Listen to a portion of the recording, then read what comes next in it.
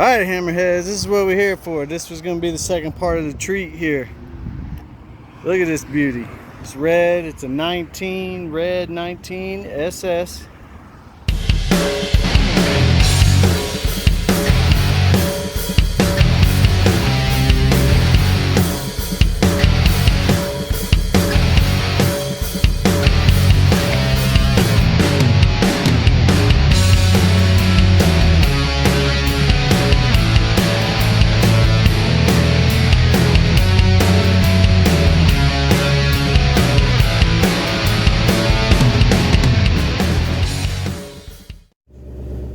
What's up, YouTube? What's up, Hammerheads? Vanhammer HP, Craig coming at you.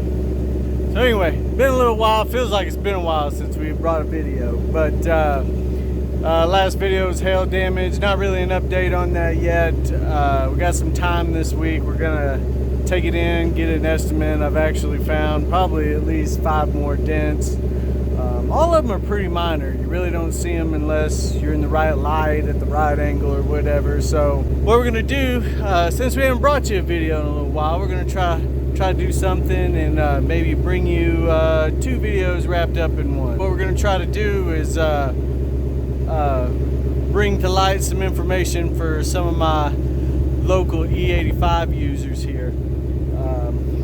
Racy Lacey does have the E85 tune. She is back on the 91 tune. That is going to be our daily tune. We'll probably only do E85 when we know we're fixing to go to the track or something. The 91 octane tune has been awesome. Alright, so what we're going to do today is we have the RevX E85 tester. So I have about 3 gas stations that are close to me that have E85. One's right by mine and Mrs. Vanhammer's place of work. The other one is one that we probably would never use unless we absolutely needed to, and then the other one is a little farther away. But anyway, so what I want to do is see if there's a difference in the E85 at each one of those gas stations. And we're going to use the RevX tester. You get it on Amazon. I think it was like, I don't know, 10 to 15 bucks. Maybe not even that much. But we'll put the link in the description below so you can check that out. Anyway, you fill it up to a line with water. Fill it up to another line with E85. Shake it up. Let it set. Read the little lines on the sides. Pretty simple. And we'll see what we get as far as E85 quality at these 3 different gas stations that are near me. And that'll give you folks out there in Lubbock that use the E85, may give you all a little information or a little heads up on maybe where you want to go to maybe get a better quality E85 if there is a difference. And then hopefully maybe what we'll do is use that as a reference for later on, because there's supposed to be a difference between summer E85 and winter E85, so we'll come back probably late December, maybe early January. We'll do another E85 test at whatever gas station tests the highest, if we do have one that tests higher. We'll go back there, get some E85, test it in the winter, see how much of a difference we get there. Now for our other treat, we'll have to see if we can do it. I don't know if we can do it yet. I gotta take a little trip and talk to somebody real quick to see if we can bring in another little treat. So let's get there, do that. If not, we'll just knock out this E85 test for you guys. Alright, Hammerheads, this is what we're here for. This was gonna be the second part of the treat here. Look at this beauty. It's red. It's a 19, red 19 SS. Anyway, so what the plan was to go get E85 at these 3 different places in this red Camaro. Take her for a little ride, see what she was like. But what I was told is somebody's already been calling about it. So I got about the normal time you would have for a test drive in it. So we're gonna take it for a run, see what it's like. So it's got the A10 in it. So we want to see what the difference is between this and the 19 Mustang.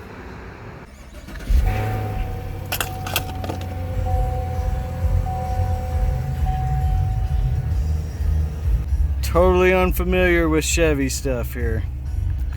Okay. We do want super cold here. No. So one thing I noticed already, man, is startup, that exhaust is quiet, but that could just be because I'm used to what I'm used to. So we got, I kind of like the instrument panel there, that looks good. Of course, it's not like Racy Lacy's. We got the screen here, and it's pitched down this way a little bit, like, so that may help with like glare and stuff like that. Oh, here's our different modes here. Got a button right here in the center for the modes. Tour, sport, track, snow and ice. Of course, you know what we going in. See there? Almost 11.5 on miles. Looks like a 2SS package. Got the leather seats. I'll give you more of an idea of what they feel like here once we get all the way in. Let's see if I can find, I was gonna look for a hood release. Oh, it's way under here. So it's got hood struts.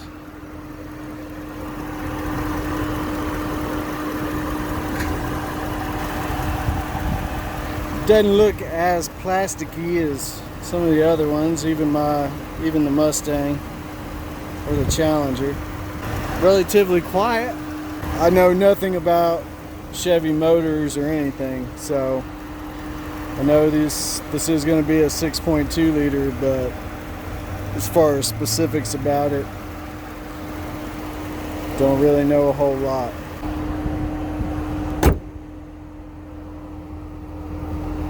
Little vent hood for cooling.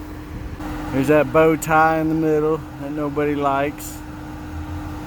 You know, it's the SS up here in the corner instead of down at on the bottom part of the grill like it was in the 18s. Let's see if we can give it a little rev in track mode.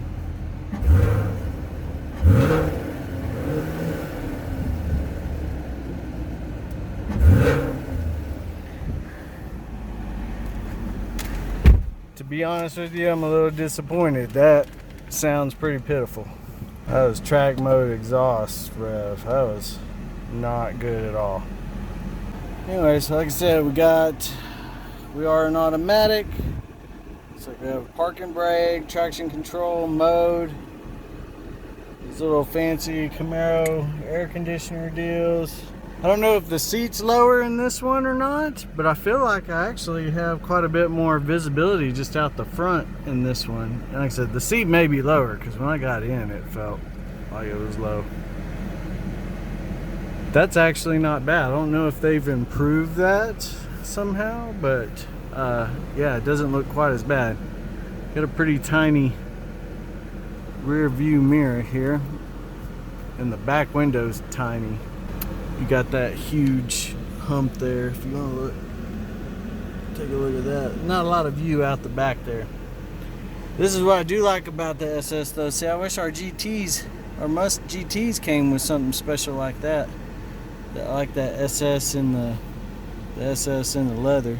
That looks good. We do have the heated and cooled seats. We got the cooling on. I apologize if we got a lot of wind noise from the air conditioner, but it is 96 degrees outside. Anyway, all right, let's take this for a quick run because we only got it for a little bit. We'll come back getting Racy Lacy, and we'll go do our E85 testing. All right, before we take off out of here, special thanks to Pollard Used Cars again. We're at the 66 in Frankfurt location. That's where this red Camaro is at right now. So if y'all are interested in getting a new low mile Camaro, this could save you a lot of money. Come see my man Shy up here, or go see Jody at their main location there off Indiana and South Loop. They'll get you hooked up with this baby. I don't have a lot of experience driving Camaros at all, so I'll tell you already, the exhaust note and track on this thing is way different than even the stock exhaust note and track on the Mustang. Way different. It's way quieter. I do like this though. Okay, so there's a heads-up speed display that's displayed on your windshield. Shows RPMs and speed. That is awesome. I wish we had that in the Mustang, especially for like drag strip purposes, because you're so focused on going straight down the road and then it's all right there in front of you. You don't have to look down at the dash. Oh, I love that feature. That is pretty cool. Seats feel good. They feel like, they conform to your body pretty good. Give it a little gas. There's no doubt. I mean, you're in a V8 SS Camaro, that's for sure. So I'm just mainly disappointed in the exhaust note out of factory. And I noticed there's not quad tips on this. Did do a startup and rev in an 18 SS Camaro, and it had the quad tips on it, and man, it sounded way better than this.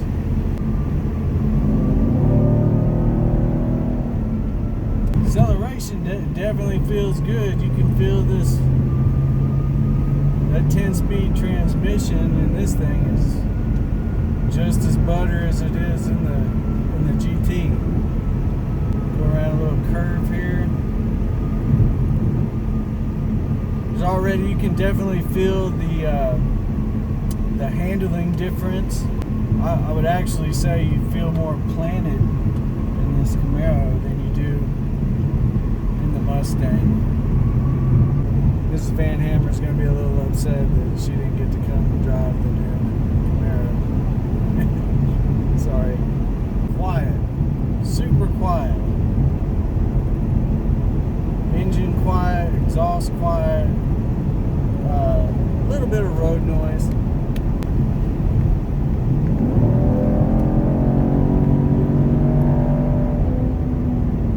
I tell you what though, if you're a Camaro guy and you want to start competing with these new Mustangs, you might want to look at one of these new 19 Camaros. Get a little exhaust when you down on the throttle a little bit. The acceleration's no problem. The acceleration's there. My whole point is good exhaust note. For one, it makes you feel like you're going faster.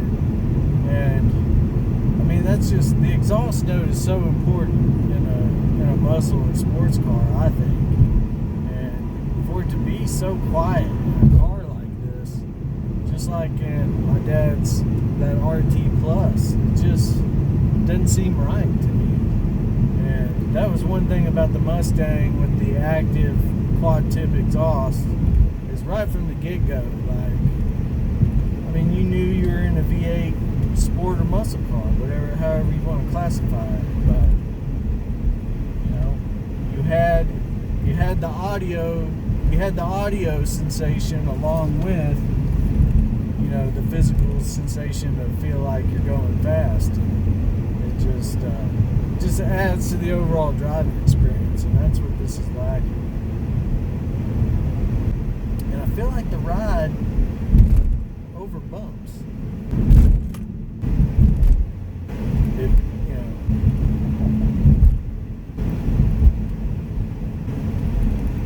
is rough. Like, look at that. The camera, they give you that indicator. Like, look at them. Feel every bump in this thing.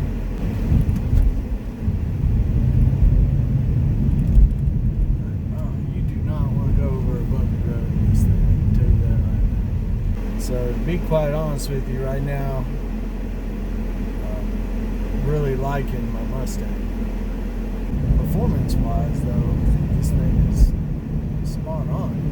I don't know, maybe it's just because I haven't been in a Camaro that much or in Chevys that much, but everything just looks real awkward.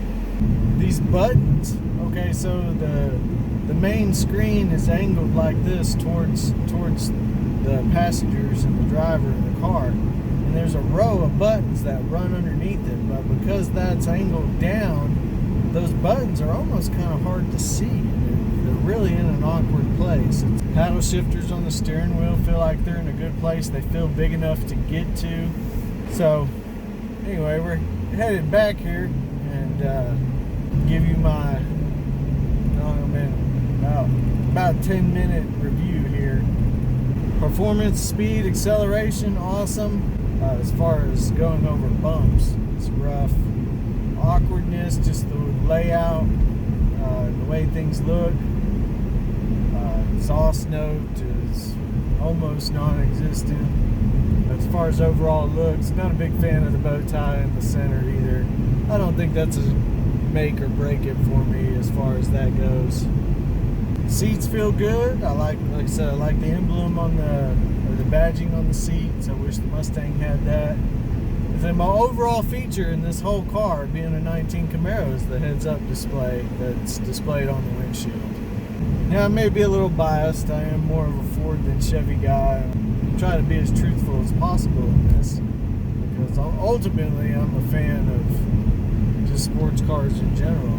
Camaro, Mustang, Challenger, Charger, whatever. But right now, definitely, like if I didn't already have a Mustang and I were to drive my Mustang the way it drove when I first bought it, and I drive this, I would probably choose the Mustang. So overall, I'm not saying it's a bad car. I think if I were to get it, or if anybody were to get it, I think one of your first upgrades should be some type of, like a new shock or something like that, to make your ride a little better on the street. I think to me that's the big difference. I think if you fix that, this car is awesome. Well, and then you're gonna have to add some kind. I would have to add some kind of exhaust note on here too, some kind of exhaust mod. So those are my two biggest gripes: the rough ride and the exhaust note. Thanks again, Pollard Used Cars, for letting me get this little drive in, checking it out.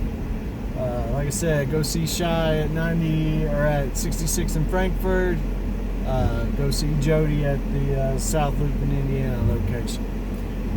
Let's go get our E85 test. Alright, so hopefully the air conditioner not too loud, but we're back in Racy Lacey, and I'm glad to be back. So just sitting in that Camaro and then changing over and sitting in the Mustang.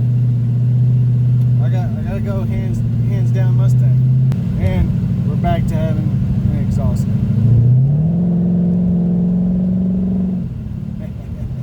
Alright, so this may turn into a 19 SS Camaro review video. So we pulled up to our first location to get E85. They're all at E85. They're all bagged up. So good thing I'm not low on E85. Or I would have to probably go about 10 miles to get to the next one. But anyway, mainly the test is for so you know your E85 may change from city to city, or definitely state to state, or region to region across the United States probably. This test was mainly to see you know, how much does it differ within maybe, you know, your city limits or whatever. And so I was going to see if there was a difference between these three gas stations. Alright, so we got our two fuel samples here. One from Marshall Sharp Freeway and Avenue Q, the other one from North Loop and University.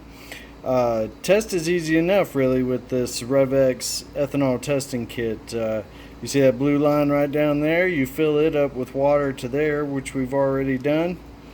And then you fill up to this top line right up here with your fuel, and you shake it up, and then it should settle. And wherever you get your settle mark in between the two on this scale tells you your actual, I guess, ethanol percentage. And I'm going to start with the Marshall Sharp and Avenue Q because that's the one I'm really most interested in, because that would probably, I would use probably that gas station more so over the North Loop and University. This one's a little easier for us to get to, and this was the one that had the cheaper E85. So let's go ahead and do that. Alright, we used our little funnel here, mixed our gas up to the top here to the line. We'll give it a little shake. Looks good and cloudy mixed up. We'll come back, take a look, see what our reading is. All right, going back and looking at RevX, their product video, it says just wait 5 minutes. So we've had 5 minutes here. All right, so after 5 minutes, we come and take a look. And bam, that you'll see how it's clear on top, and then you can see the fuzzy line right there, and it is just slightly above E85. So we have some good E85 there at Marshall Sharp and Q. It's actually E85, which is what we want. All right, here we go. So we got our water filled up to the line there. Here we go with the North Loop and University E85. Again, we're gonna try not to make a mess. Cap it, shake well, flat surface, and we'll come back in 5 minutes and see what we get there. Okay, and we're back. So after 5 minutes again, we're checking our North Loop and University E85 gas, and let me show you these results here. Take a look here. That line is probably like E88, so it's actually above the E85. So we actually got a little better gas at North Loop and University. It is actually above E85, so that is interesting. If this test bottle or whatnot is accurate. All right, so some interesting results there in our E85 testing. Both of them actually tested above E85. One slightly above, and the other one quite a bit above. Like I said, it was pretty close to E90. So some interesting results for our Texas E85 here. That comes at a pretty good price. So anyway, last thoughts on the Camaro. Like, just not that impressed, man. Like, and I try to keep an open mind on it. Just rough ride, awkward positioning of buttons and displays and stuff like that. Just, I don't know. I wouldn't pick it over my Mustang. But you know, bias or not, I don't think I would pick it. And I think if somebody had a true open mind about it, drove both of them, I think they would pick the Mustang every time. Heads-up display was good in it. Acceleration was good in it. Besides the bow tie in the middle, I think the rest of it looks good. The other thing I noticed too was no quad tips. So I don't know why Chevy and Camaro went away from the quad tips. So overall, just not impressed with the 19 Camaro. Would it hang with a stock Mustang? Maybe so, with that new transmission in it. The transmission was butter, shifted smooth. I will say this: I drove it in sport and track mode. There was, I would say, even the Mustang stock shifted or had more aggressive shift points, and then does the rev match shifting on both those modes. I didn't feel that or see that in that 19 Camaro at all either. So, man, I really feel for you Camaro guys, because, you guys need to test drive a new Mustang, and I think you may change your mind. On a last note, man, we're so close to 100 subscribers. We're in the 80s, about 82, 83, somewhere in there.